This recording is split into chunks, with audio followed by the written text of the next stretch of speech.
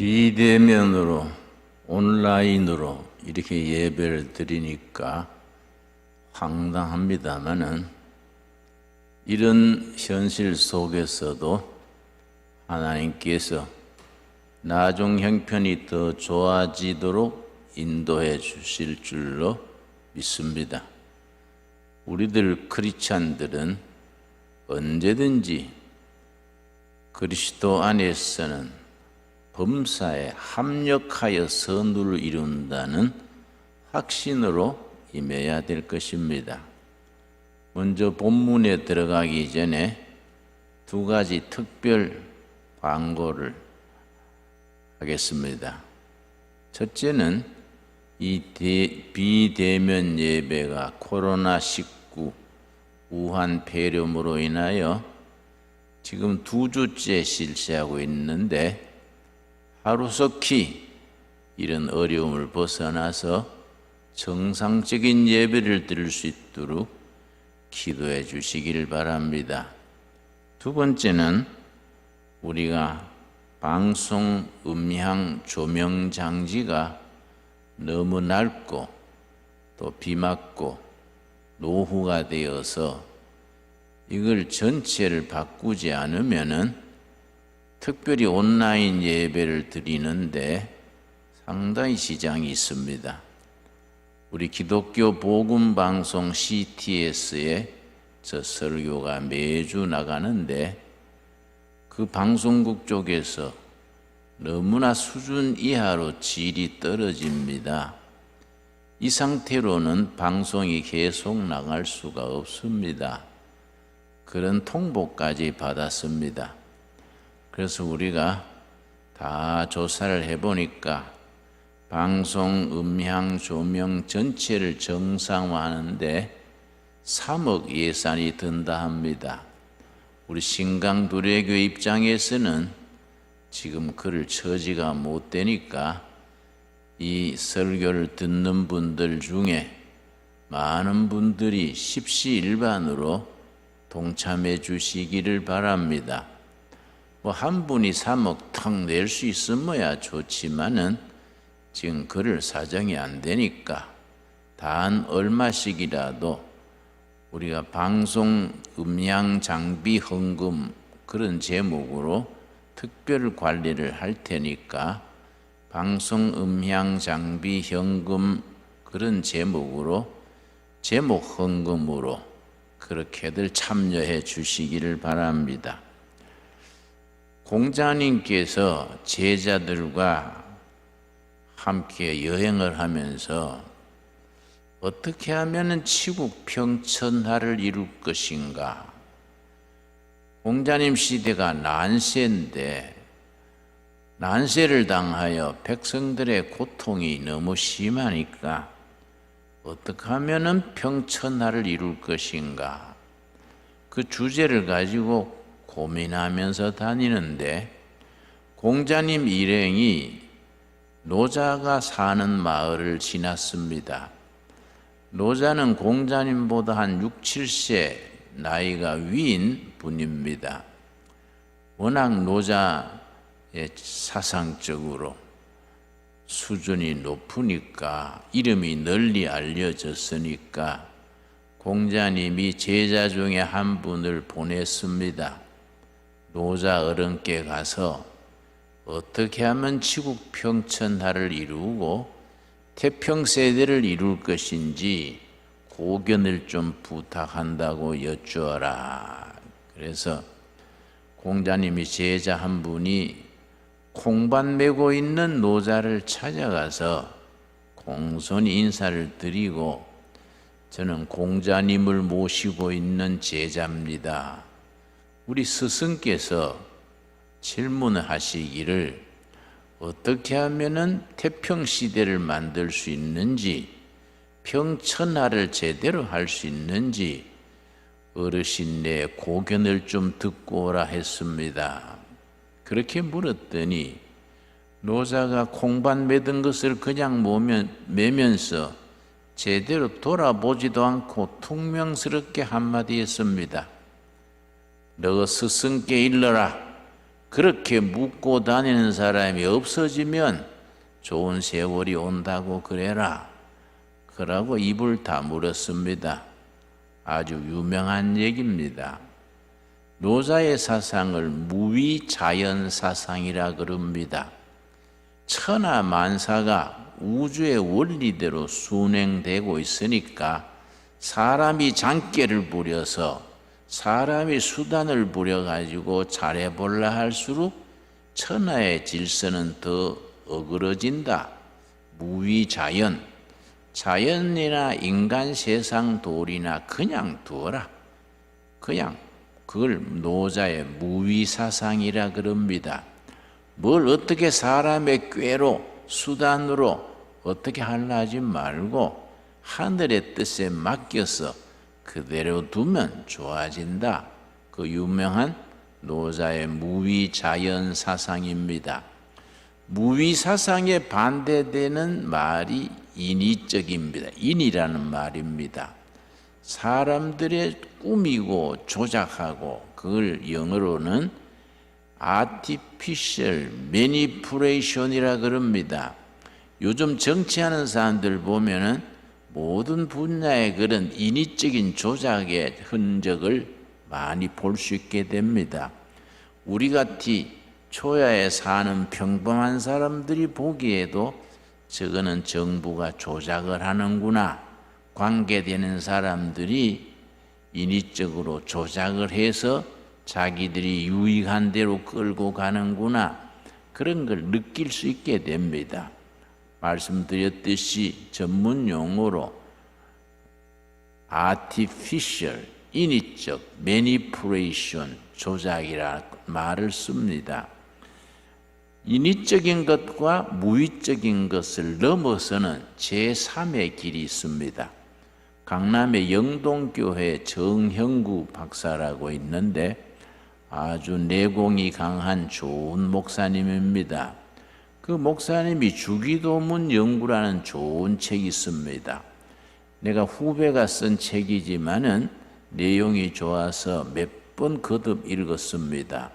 그 서론에 뭘 썼냐 하면은 공자님의 무위, 또 정치하는 사람들이나 세상 사람들의 인위를 넘어선 신위가 있다. 하나님이 하시는 역사, 하나님의 하시는 역사를 신이라고 말한다. 예를 들어서 주기도문에 하늘의 뜻이 땅에 이루어지기를 원하나이다. 하늘에서 이루어진 것이 땅에도 이루어지기를 원하나이다.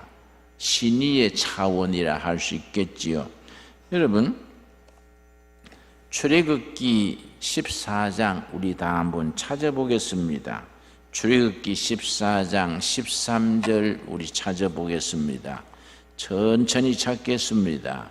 출애굽기 13장, 여러분이 예배 참석 못해서 얼굴을 대하고 우리가 하지 못하더라도 출애굽기 14장 13절 말씀. 자, 그럼 상황이 이렇습니다. 이스라엘 백성들이 애굽 종살이에서 430년 만에 해방이 되어서 가나안 땅을 향해서 가는데 허락했던 바로 왕이 마음이 변심했습니다. 그래서 자기들의 기병대를 보내가지고 전부 체포하느라 불응하면은 과감하게 사살을 해버려라, 이런 식으로 명령을 내렸습니다. 그거 참 전투력이 강한 바로왕의 기병대가 뒤따르는데 앞에는 홍해 바다가 가로막혔습니다. 그야말로 진퇴양난입니다. 뒤에는 바로왕의 기병대가 서슬푸르게 뒤추격하고 있고 앞에는 홍해 바다가 가로막혔습니다. 절대절명의 순간입니다. 그때 하나님께서 모세에게 말씀하십니다. 모세가 하나님의 뜻을 받들어서 그야말로 인위도 아니고 무위도 아니고 신위, 하나님이 하시는 일을 보여줍니다. 14장 13절, 모세가 백성에게 이르되 너희는 두려워하지 말고 가만히 서서 여호와께서 오늘 너희를 위하여 행하시는 구원을 보라. 가만히 있어라. 두려워하지 말고 당황하지 말고 사람의 꾀로 어떻게 궁지를 벗어나려고 수단 부리지 말고 가만히 있어라. 가만히 있으면서 하나님이 하시는 일을 보라. 신위입니다. 신위. 하나님이 하시는 일을 보라. 너희가 오늘 본 애굽 사람을 영원히 다시 보지 아니하리라. 14절 같은 말씀입니다. 여러분 집에서 사무실에서 어디서든지 이 방송 들으면서 출애굽기 14장 14절 말씀 우리 같이 읽겠습니다. 여호와께서 너희를 위하여 싸우시리니 너희는 가만히 있을 것이니라. 바로 신입니다. 사람이 어떻게 꾸미는 인의가 아니고 자연 상태로 그대로 두리는 노자의 무위도 아니고 하나님이 하시는 역사, 하나님의 솜씨, 하나님이 하시는 일을 가만히 있어서 지켜보라. 참 귀한 말씀입니다. 우리 구약에서 신약에 이르는 곳곳에 하나님이 하시는 일을 보여줍니다.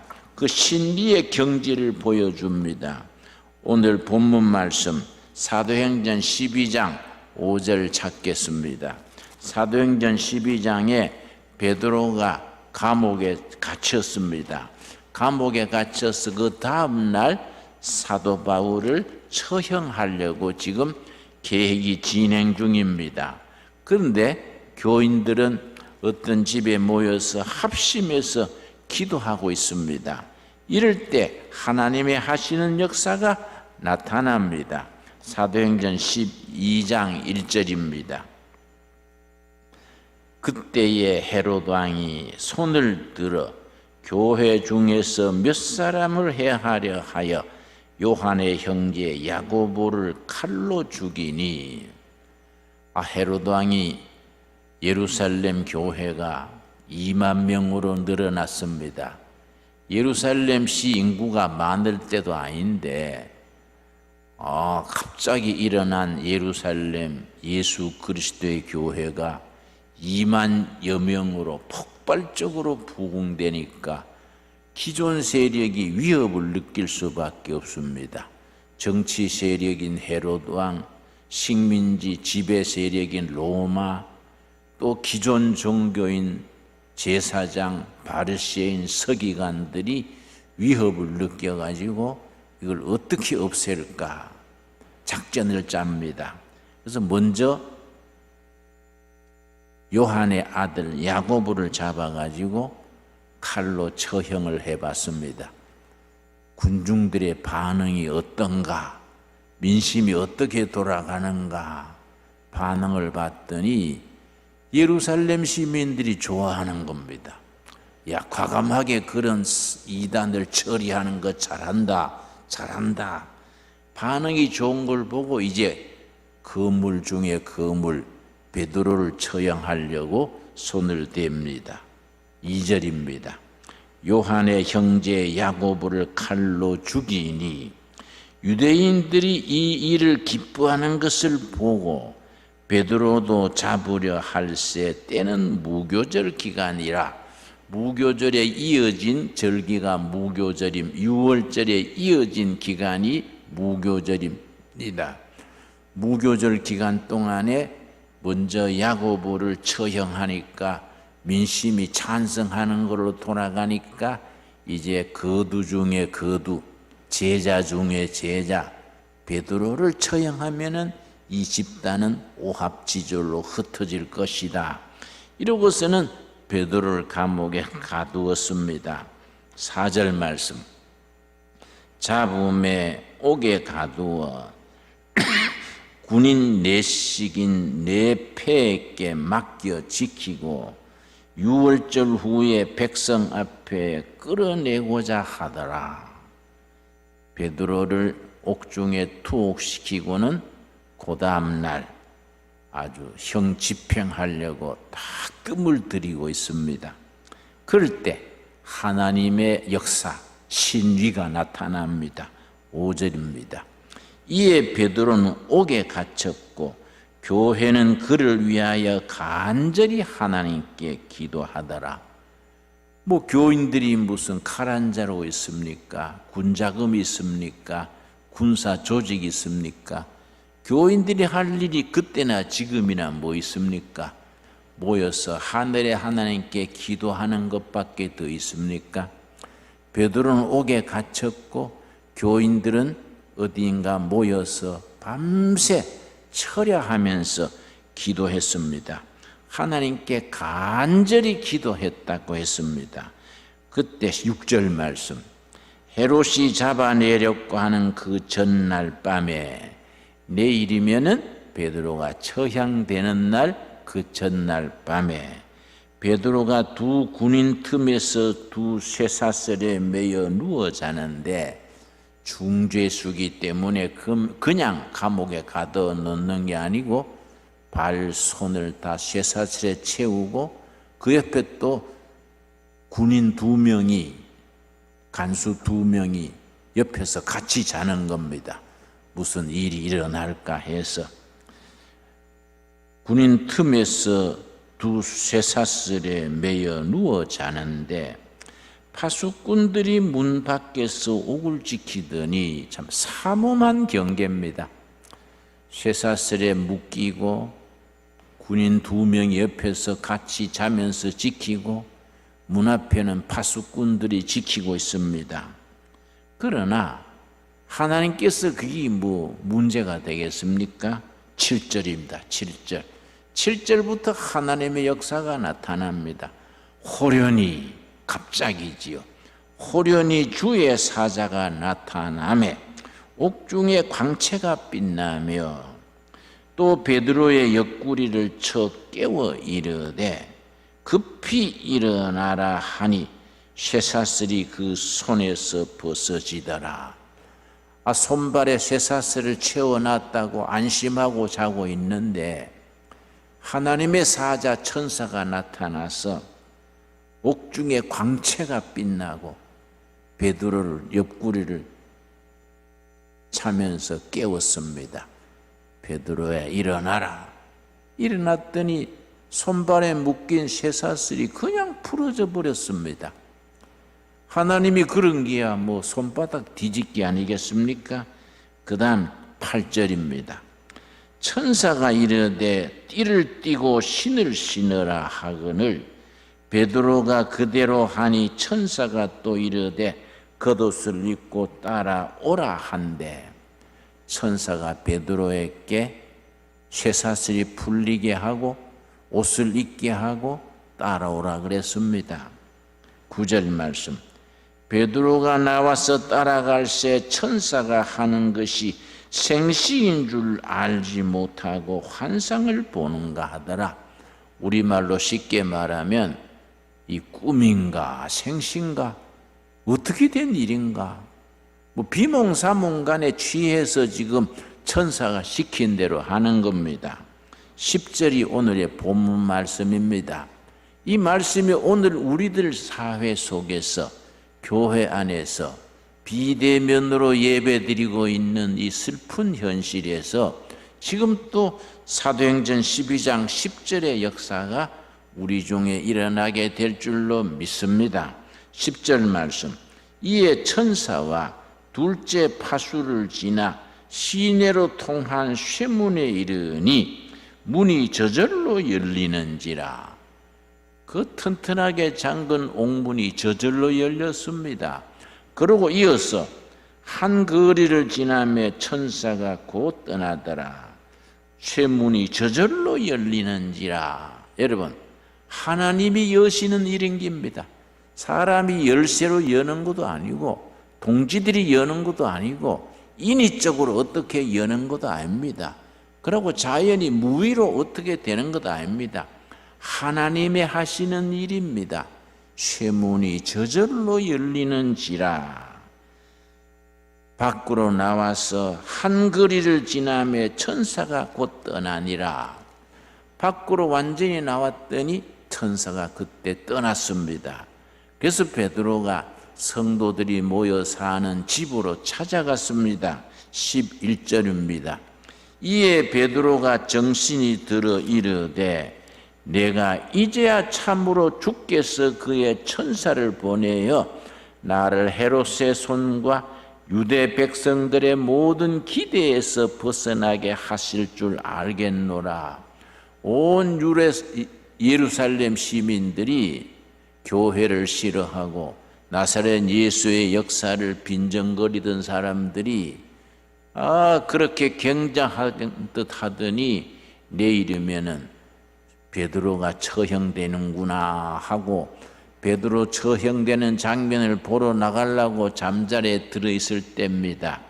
그때 하나님이 친히 하셨구나. 베드로가 쇠문이 저절로 열리는지라 수갑이 그냥 벗어지는지라 하나님이 하시는 일을 누가 막겠습니까? 12절입니다. 사도행전 12장 12절 말씀. 깨닫고 마가라 하는 요한의 어머니 마리아의 집에 가니 여러 사람이 거기에 모여 기도하고 있더라. 초대교회 때에 마가 다락방 마가의 집이 큰 역할을 했습니다.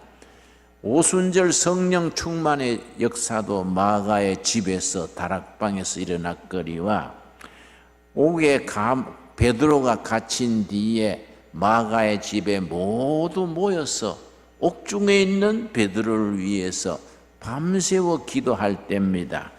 그 베드로가 거기를 찾아갔습니다.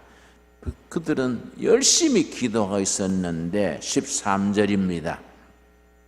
베드로가 대문을 두드린데 로데라 하는 여자아이가 영접하러 나왔다가 베드로의 음성인 줄 알고 기뻐하여 문을 미쳐 열지 못하고 달려 들어가 말하되 베드로가 대문 밖에 섰더라 하니 그 여종이 나와가지고 밖에서 베드로가 문 열어라는 말을 듣고 베드로의 음성을 얼른 알아듣고 너무 기쁜 나머지 문을 열지 않고 안으로 뛰어들어가서 베드로 사도가 문 밖에 섰습니다. 이렇게 하니 사람들이 그걸 믿겠습니까? 15절 말씀. 그들이 말하되 너가 미쳤다 하니 너가 제정신이 아니구나. 옥중에 있는 베드로가 어떻게 문 밖에 섰겠냐. 못 믿었지요 하니 여자아이는 힘써 말하되 참말이라 하니 그들이 말하되 그러면 그의 천사라 하더라. 16절. 베드로가 문 두드리기를 그치지 아니하니 그들이 문을 열어 베드로를 보고 놀라는지라. 이 사도행전 12장의 역사, 지금 또 언제나 일어날 수 있는 살아계신 하나님의 신이 하나님이 하시는 일입니다. 나는 이런 수준에까지는 못 가지만은 비슷한 경험이 있습니다. 74년 1월 17일에 제가 박정희 대통령 유신 말기 때에 구속이 됐습니다. 그래서 이제 그때부터 2달간 중앙정보부에서 조사를 받고 15년형을 군사재판에서 받게 됐는데, 그래서 15년 사는 줄 알고 교도소를 몇 군데 옮겨서 수원 교도소에 수감되어 있을 때입니다. 해가 바뀌어서 75년 1월 6일입니다. 74년 1월 17일 날 수감되었으니까 1년 된 때지요. 75년 1월 6일 그때 섬기던 교회, 청계천 판자촌 교회, 활빈교회 교인들, 집사들 6명이 수원 교도소로 면회를 왔습니다. 보통 면회는 면회실에서 2사람만 할 수 있는데 특별 면회로 교도관실에서 6명이 다 들어와서 마주 앉아서 특별 면회를 1월 6일 날 하게 됐습니다. 면회하는데 우리 집사들이 뭐라는 거 아니? 그때 내가 전도사 시절입니다. 김 전도사님, 우리 전도사님 석방을 위해서 한 달 40일간 철야기도 하기로 했습니다. 우리 철야기도 끝나는 날 전도사님이 석방될 줄 믿습니다. 그러길래 야, 이 사람들아, 빈민촌 사람들이 이 추운 겨울에 잠이 보약이다. 좀 못 먹어도 잠을 푹 자야 건강 유지가 되지, 제대로 못 먹는 때 잠까지 부족하면 병나지. 나는 15년 받은 사람이 그래도 어느 정도 살다 나가야지 1년 됐는데 나갈 수 있냐. 그랬더니 우리 집사님 한 분이 그래요. 전도사님, 사도행전에 보니까 베드로가 옥중에 있는데 누군가 집에서 모여 기도했더니 옥문이 열렸지 않습니까? 지금 또 그런 역사가 있을 줄 믿습니다. 그러길래 아니, 그때하고 지금하고 다르지. 베드로는 배시고 나는 김씨인데 사람이 다르지. 그때 생각하면 안 되지. 그랬더니 우리 집사님들이 그래요. 아이고, 전도사님 실망스럽네요. 전에 설교를 그래 안 하셨는데 지역 들어더니 믿음 식었네요. 베드로도 기도하니까 옥문이 열렸는데 우리도 열심히 40일 철야 기도하면 옥문이 열릴 줄 믿습니다. 그러길래 나한테 부담되는구만. 먹고 자고 하세요. 나는 때가 되면 나가지요. 그랬더니 우리가 알아서 하겠습니다. 온 교인이 철야기도 참여한답니다. 그리고 구역별로 3일씩 돌아가면서 금식하는데 유엔주라 그 아이들까지 3일씩 금식은 다 지원합니다. 그러고 갔습니다. 나는 그러고 잊어버렸지요. 40일 되는 날이 2월 14일입니다. 나는 그것도 잊어버리고 있었는데 2월 14일 밤 지난 뒤에 2월 15일 아침에 교도관이 나한테 와서 내 제수 번호가 73번이랬습니다. 73번 오늘 집에 가시게 됐습니다. 그래서 내가 그 말이 믿어지겠습니까? 15년 받은 사람이 1년 살고 어떻게 나가겠습니까? 아이고, 또 교도소를 옮기시는 모양인데 교도소는 자꾸 옮깁니다. 서울 구치소 있다가 안양교도소 갔다가 수원교도소 있을 때인데 또 교도소 옮기시는 모양인데 아직 2월달 추우니까 저 따뜻한 양지 쪽으로 보내주시오. 제주교도소나 진주교도소나 따뜻한 쪽으로 보내주시오. 그랬더니 교도관이 웃으면서 그래요. 예, 나가신 뒤에 하와이를 가시든지 제주도를 가시든지 알아서 가시라요. 그랬습니다. 짐 싸고 나오라 그래서 내가 짐 꾸려 나갔더니 수원 교도소 정문이 확 열리니까 우리 교인들이요 버스 2대 대절해 와가지고 쭉 줄을 서가지고서는 박수를 치면서 내가 나가니까 할렐루야 우리 목자 돌아오셨다 프랑카드를 들고 내가 나가니까 할렐루야 소리 지르고 박수를 치는데 얼마나 감격스러웠던지 내가 수원교도소 정문 앞에 땅에 엎드려서 땅에 입을 맞추고 감사기도 드렸습니다. 얼마나 감격했던지 땅이 꿀렁꿀렁 흔들리는 것 같아요.